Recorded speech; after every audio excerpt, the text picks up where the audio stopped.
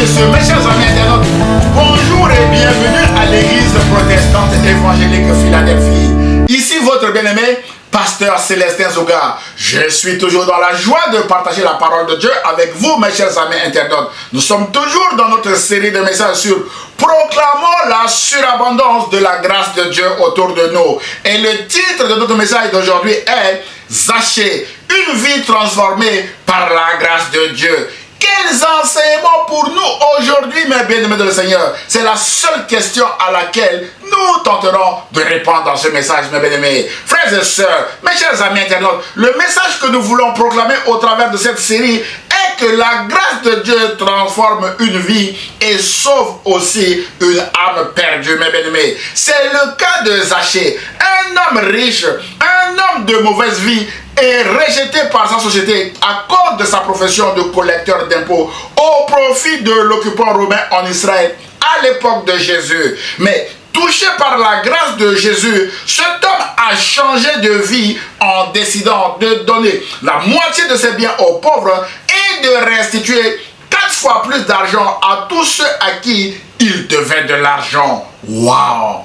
Quels enseignements pour nous aujourd'hui, mes chers amis internautes, avec les pauvres, les démunis et les personnes victimes du rejet de l'autre qui sont partout autour de nous, mes bien-aimés de Seigneur. C'est ce que nous allons voir aujourd'hui dans ce message. Notre texte de base est dans Luc chapitre 19, versets 1 à 10, où il est écrit que Jésus entra dans la ville de Jéricho et la traversa. Or, il y avait là un nommé Zaché. Il était chef des collecteurs d'impôts et riche. Il cherchait à voir qui était Jésus, mais il ne pouvait pas à cause de la foule, car il était petit de taille précise, Luc, notre narrateur. Alors, il courut en avant et grimpa sur un sycomore pour voir Jésus qui devait passer par là. Lorsque Jésus fut parvenu à cet endroit, il leva les yeux et l'interpella en disant « Zaché, dépêche-toi de descendre car c'est chez toi que je dois aller loger aujourd'hui. » Zaché se dépêcha de descendre et reçut Jésus avec joie. Quand les gens virent cela, il y eut un murmure d'indignation. Ils disaient, voilà qu'il s'en va loger chez ce pécheur. Mais Zaché se présenta devant le Seigneur et lui dit, écoute maître, je donne la moitié de mes biens aux pauvres. Et si j'ai pris trop d'argent à quelqu'un, je lui rends 4 fois plus. Jésus lui dit alors, aujourd'hui, le salut est entré dans cette maison parce que cet homme est lui aussi un fils d'Abraham. Car le Fils de l'homme est venu chercher et amener au salut ceux qui étaient perdus. Frères et sœurs, mes chers amis internautes, notre récit commence par la présentation de Zaché comme un homme riche et curieux qui cherchait coûte que coûte à voir Jésus malgré les obstacles liés à sa petite taille et à la foule qui l'empêchait de voir Jésus. D'où notre premier point. Soyez curieux parce que c'est la curiosité qui a poussé Zaché à chercher coûte que coûte à voir Jésus, mes chers amis internautes. Frères et sœurs, selon le témoignage des disciples d'Emmaüs en Luc chapitre 24 verset 19, Jésus était un prophète puissant en actes et en parole devant Dieu et devant tout le peuple. À ce titre, son passage n'était pas inaperçu dans une ville comme Jéricho. Une grande foule le suivait partout pour voir les miracles qu'il accomplissait. Sa réputation était tellement grande que tous ses concitoyens, riches, pauvres, hommes politiques, mes bien-aimés, cherchaient à le voir, mes chers amis internautes. Par exemple, la Bible déclare en Luc chapitre 23, verset 8 que lorsque Hérode vit Jésus, ils ont eu une grande joie, car depuis longtemps, ils désiraient le voir à cause de ce qu'ils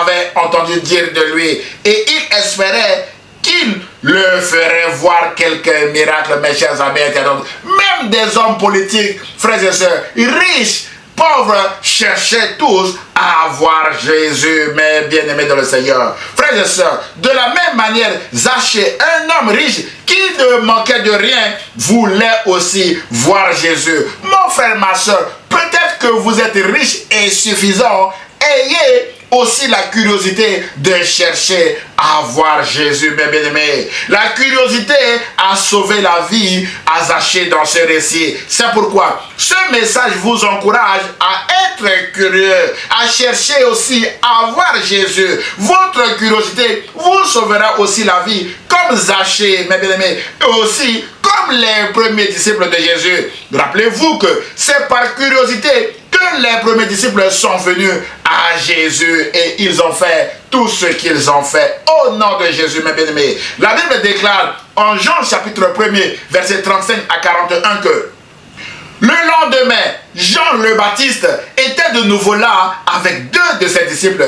Quand il vit Jésus passer, il dit, voici l'agneau de Dieu qui ôte le péché du monde, mes chers amis internautes. Jésus ne passait pas inaperçu. Les deux disciples de Jean entendirent ces paroles de Jean le Baptiste, suivirent Jésus, mes chers amis internautes, et ce, par curiosité. Jésus se retourna, il vit qu'ils le suivaient et leur demanda, que cherchez-vous? Ils lui dirent, où demeures-tu, Rabbi? Ce qui signifie maître. Autrement dit, nous voulons voir où tu habites, maître. Les gens étaient curieux de voir Jésus et d'aller découvrir, mes bien-aimés Seigneur, où il habite, mes chers amis internautes. Jésus leur répondit, venez et vous verrez. Mon frère, ma soeur, venez aussi à Jésus et vous verrez, mes bien-aimés. Ces deux disciples allèrent donc et virent où il demeurait et ils passèrent le reste de ce jour avec lui, mes bien-aimés. L'un des deux qui avait entendu les paroles de Jésus et avait suivi Jésus était André, déclare l'apôtre Jean, le frère de Simon-Pierre. La première personne, mes bien-aimés, que rencontra André fut son frère Simon, mes bien-aimés de Seigneur. André croit Jésus. Il court en parler à son frère Simon et par curiosité, Simon également arrive pour voir Jésus. Il dit à Simon André que nous avons trouvé le Messie, ce qui signifie Christ, mes bien-aimés. Et André conduisit Simon auprès de Jésus. Par curiosité, Pierre était aussi parti voir Jésus, mes bien-aimés. Et Jésus le regarda et dit, tu es Simon, le fils de Jean. On t'appellera Céphas. Il lui change de nom, ce qui signifie Pierre. Ensuite, Jésus appelle Philippe. Et Philippe en parle aussi à Nathanaël qui résiste, mes bien-aimés de le Seigneur, d'aller voir Jésus. Philippe lui dit, viens et vois. Mon frère, ma soeur, viens et vois. D'après Jean chapitre 1er, verset 46. Et par curiosité aussi, Nathanaël vient à Jésus, mes bien-aimés de le Seigneur, et poussé par l'Esprit, Nathanaël dit à Jésus, Maître, tu es le Fils de Dieu. Tu es le roi d'Israël. Et Jésus dit à Nathanaël, tu verras de bien plus grandes choses que celles-ci. D'après Jean chapitre 1er, verset 50. Waouh! Frères et sœurs, tous ces hommes-là venaient à Jésus par curiosité. C'est pourquoi ce message aussi vous invite à venir à Jésus par curiosité. Mes chers amis, toujours au rang des curieux, en Jean chapitre 3, il est fait mention de Nicodème, un docteur de la loi et pharisien, mais bien-aimé Seigneur, qui était aussi curieux d'aller voir Jésus la nuit. Mais bien-aimé, on souligne la nuit. Son échange avec Jésus a débouché sur le célèbre Jean 3,16 que nous connaissons bien et que nous appelons même la petite Bible. Car Dieu a tant aimé le monde qu'il a donné son Fils unique, afin que quiconque croit en lui ne périsse point, mais qu'il ait la vie éternelle. Et c'est à cause, mes bien-aimés Seigneur, de la curiosité de Nicodème qui était parti voir Jésus de nuit, mes chers amis internautes. Touché par la grâce de Dieu, Nicodème a participé de jour, cette fois-ci, aux obsèques de Jésus, comme disciple de Jésus, aux côtés de Joseph d'Arimathée, en apportant environ 30 kilos de mélange de myrrhe et d'aloès pour embaumer le corps de Jésus. Waouh! Mon frère, ma soeur, Nicodème le premier jour était parti voir Jésus par curiosité de nuit, mes chers amis internautes. Mais après sa mort, Nicodème est parti de jour et Nicodème a participé aux côtés de Joseph d'Arimathée aux obsèques de Jésus. La Bible déclare que Joseph d'Arimathée et Nicodème, tous deux prirent le corps de Jésus et l'enveloppèrent de bandes de lin et y mettant les huiles parfumées, comme les Juifs ont coutume de le faire quand ils enterrent leur mort. Et ils ont mis Jésus au tombeau. D'après Jean chapitre 19, verset 38 à 40. Et ce, mes bien-aimés, par curiosité, Nicodème ne savait pas ce qui allait se passer au troisième jour, mes bien-aimés. Mais la bonne nouvelle est que le tombeau sera vide au troisième jour. Jésus est ressuscité. Jésus a triomphé de la mort et de toute domination, est ressuscité vainqueur. Et la curiosité de Nicodème lui a donné raison. Nicodème a agi ici comme étant un disciple de Jésus et non comme un pharisien opposant à Jésus. Et Nicodème a vu la gloire de Dieu avec la résurrection de Jésus, mes chers amis internautes.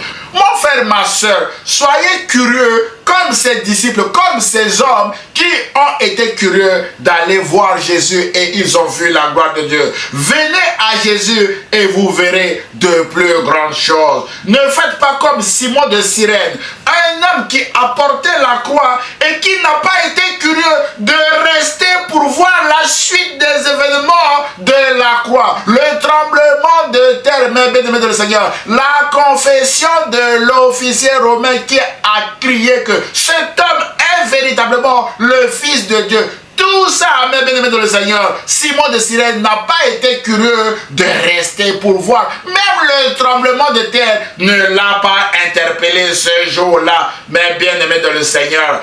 Et un seul verset seulement dans la Bible parle de Simon de Cyrène en Luc chapitre 23, verset 26. C'est pourquoi, frères et sœurs, ce message vous encourage à être curieux, à venir à Jésus et à voir ce que Jésus est capable de faire dans votre vie, comme il a fait dans la vie de Zachée. C'est ce que nous allons voir maintenant dans le deuxième point de ce message. Point numéro 2, Jésus brise les barrières sociales de ce monde et s'invite chez le chef des publicains nommé Zachée. Après la curiosité de Zachée de chercher coûte que coûte à aller voir Jésus, cette fois-ci c'est le tour de Jésus maintenant, mes bien-aimés. Jésus brise toutes les barrières sociales de ce monde pour offrir à Zachée la vie éternelle. Mes chers amis internautes, frères et sœurs, Luc nous dit que Zachée était un homme petit de taille, chef des collecteurs d'impôts et riche. Alors, c'est quoi cette profession de collecteur d'impôts dont Luc en parle avec précision dans son évangile? Mes chers amis internautes, frères et sœurs, notez ceci. À l'époque de Jésus, Israël était sous occupation romaine. Et donc, un collecteur d'impôts travaillait pour le compte des Romains, encore appelés des occupants, c'est-à-dire des personnes étrangères qui sont venues occuper Israël. En général, les collecteurs d'impôts étaient des autochtones qui connaissaient bien leur région et très bien les personnes qui s'y trouvaient afin d'éviter de se laisser abuser par leur population locale. Mais bien aimés, ils connaissaient très bien les personnes à qui ils devaient réclamer l'impôt pour le compte de l'empereur César. Mais bien aimés dans le Seigneur, mieux les collecteurs d'impôts connaissaient ces gens, mieux ils pouvaient les traquer pour payer l'impôt, mes bien-aimés. Et donc les Romains faisaient appel à des autochtones pour faire ce travail pour leur compte. Ces collecteurs d'impôts étaient considérés comme des collabos, qui est le diminutif du mot collaborateur, qui est une expression française qui désigne un autochtone qui a collaboré avec des étrangers occupant sur son sol. C'est pourquoi, sur le plan social, les collecteurs d'impôts étaient rejetés de leur société parce qu'ils travaillaient pour les occupants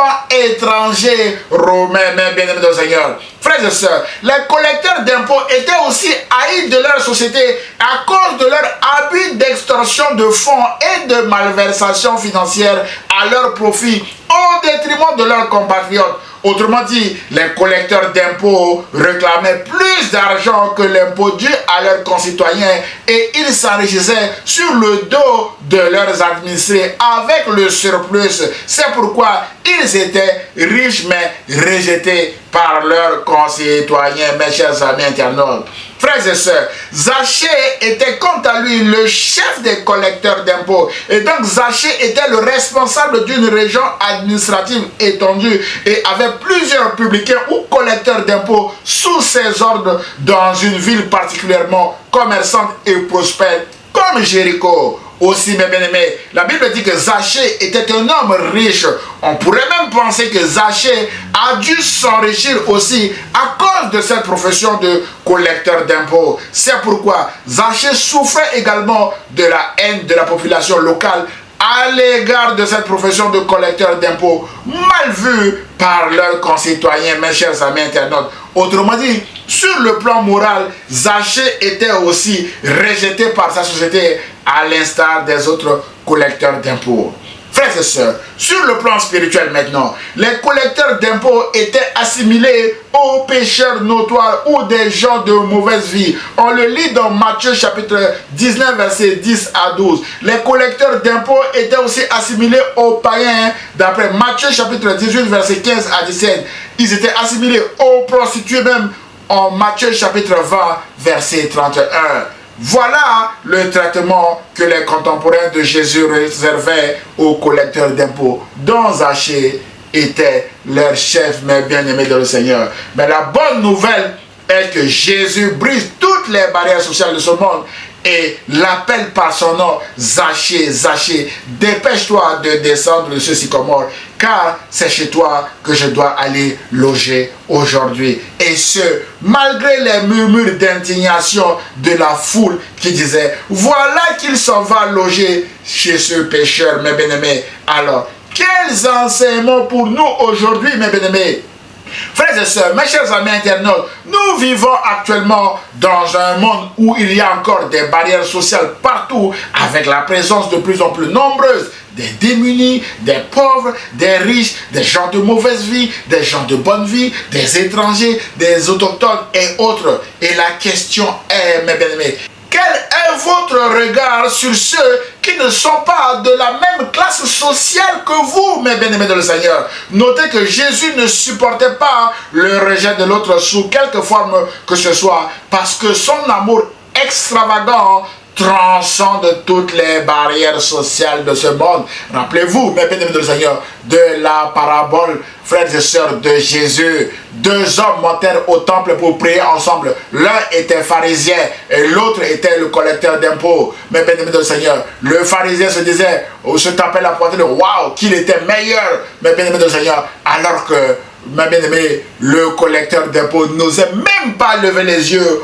au ciel, mes bien-aimés de le Seigneur. Et Jésus dit que c'est ce collecteur d'impôts qui est rentré chez lui, justifié devant Dieu. Mais bien-aimé du Seigneur, Jésus a mis en valeur les collecteurs d'impôts rejetés par la société dans ses enseignements, mes chers amis internautes. Et Jésus a même fait, mes bien-aimés du Seigneur, de Matthieu, un des collecteurs d'impôts, son disciple, mes chers amis internautes. Dans ce récit, les murmures d'indignation n'ont pas empêché Jésus d'aller loger chez Zachée, mes chers amis internautes. Jésus nous apprend ainsi à ne pas rejeter les autres pour quelque raison que ce soit, mes chers amis internautes. La Bible déclare en Apocalypse chapitre 5 verset 9 que Jésus a racheté pour Dieu par son sang des hommes de toute tribu, de toute langue, de tout peuple et de toute nation. C'est pourquoi, d'où que vous veniez, quel que soit votre statut social, votre background social, mes bien-aimés, Jésus s'invite chez vous aujourd'hui. Jésus a dit en Apocalypse chapitre 3 verset 20 que voici, je me tiens à la porte et je frappe. Si quelqu'un entend ma voix et ouvre la porte, j'entrerai chez lui, je souperai avec lui et lui avec moi. Mon frère, ma soeur, peut-être que vous n'avez pas encore reçu Jésus chez vous. Jésus veut souper chez vous aujourd'hui. C'est à vous de lui ouvrir la porte de votre cœur, mes bien-aimés dans le Seigneur. Jésus a dit en Jean chapitre 14 verset 23 que si quelqu'un m'aime, il gardera ma parole et mon Père l'aimera. Nous viendrons à lui et nous ferons notre demeure chez lui. Mon frère, ma soeur, Jésus et son Père viennent maintenant chez vous. Ils veulent faire leur demeure chez vous, mon frère, ma soeur. C'est pourquoi, alors que vous entendez cet appel de Jésus à travers ce message, non, Dieu, si ce n'est pas votre cœur, mais recevez Jésus dans votre cœur.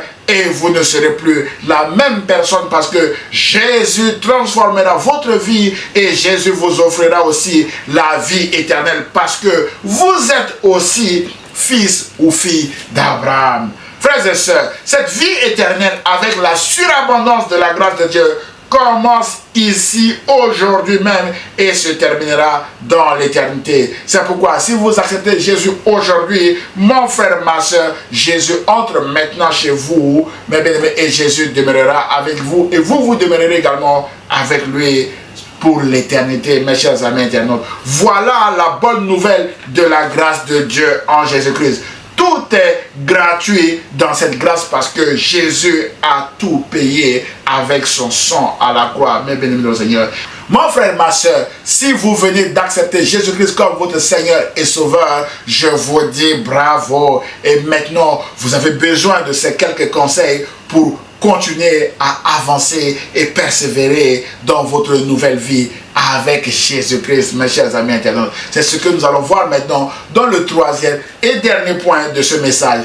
Point numéro 3, conseils pratiques pour avancer avec Jésus malgré les obstacles et les murmures des méchants. Frères et sœurs, nous avons souligné au début de ce message que les deux hommes acteurs principaux de ce récit, notamment Jésus et Zachée, se cherchaient, mes chers amis internautes. Jésus a dit: car le Fils de l'homme est venu pour chercher et sauver ce qui était perdu. Et Zachée également, lui, il cherchait à voir Jésus. Ici, mes bien-aimés, nous voulons mettre en avant uniquement les qualités de Zachée qui lui ont permis de chercher et de trouver Jésus afin d'obtenir la vie éternelle.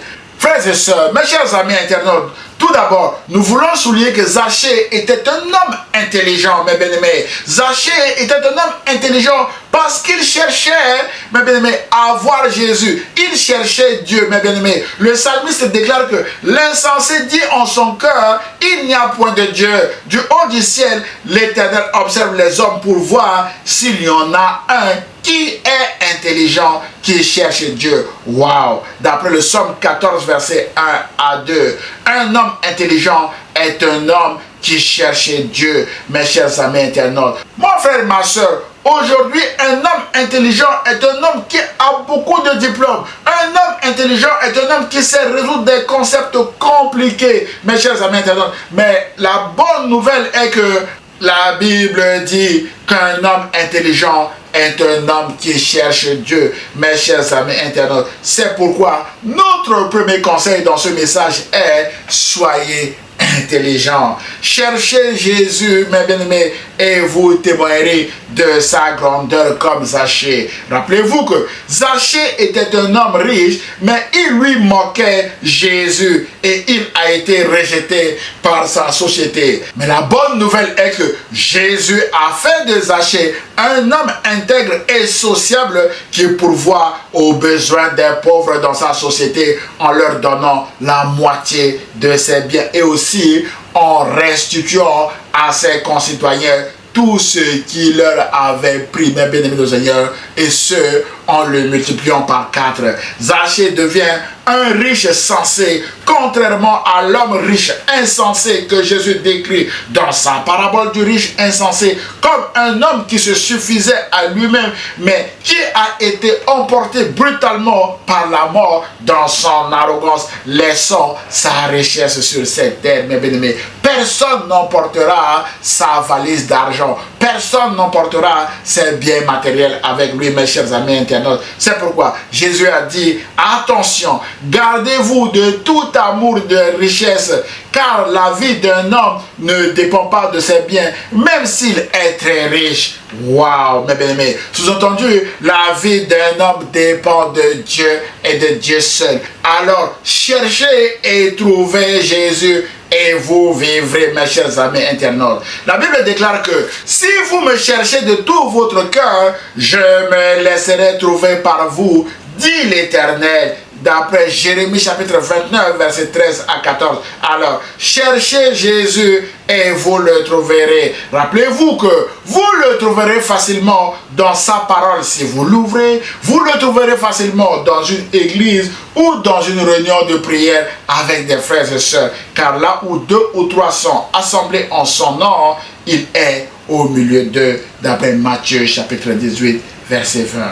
Frères et sœurs, mes chers amis internautes, le deuxième conseil est soyez déterminés comme Zachée. Frères et sœurs, Zachée était un homme déterminé. Luc précise qu'il était de petite taille et qu'il ne pouvait pas voir Jésus à son passage. Mais dans sa détermination, Zachée a utilisé tous les moyens de bord pour voir Jésus. La Bible déclare en Luc chapitre 19 verset 4 que Zachée courut en avant et grimpa sur un sycomore pour voir Jésus qui devait passer par là. Zachée s'était mis en action pour voir Jésus. Et le résultat de son action est au verset 5 tout de suite. Lorsque Jésus fut parvenu à cet endroit, il leva les yeux et l'interpella.